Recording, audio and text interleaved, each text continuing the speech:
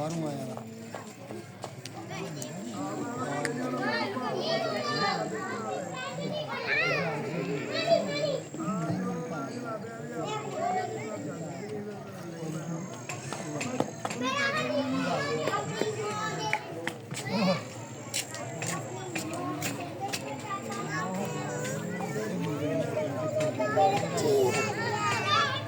तस्वीर बना दी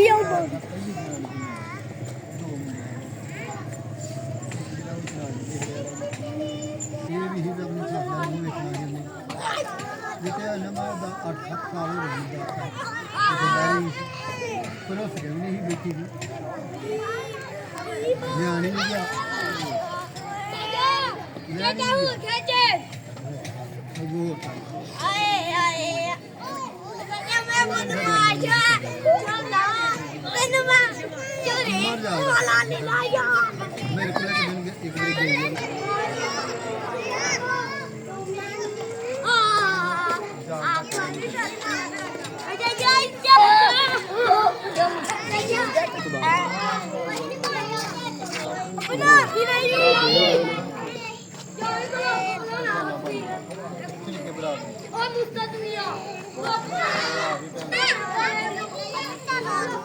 लो भाई दोस्तों असी तुहाडे नाल शेयर किया अज अपने पिंड के बच्चे ये पिंडा थावां दी उम्र है तो वेख लो तुहाडे सामने कोई लत्थी चढ़ी नहीं कोई मामलात नहीं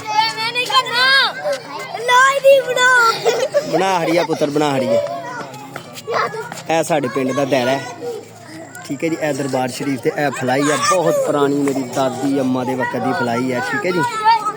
मैं समझना अज की गलबात इन्नी काफ़ी अल्लाह तुहानू शाद रखे ते आबाद रखे इंशाल्लाह फिर मुलाकात होगी। अस्सलाम वालेकुम।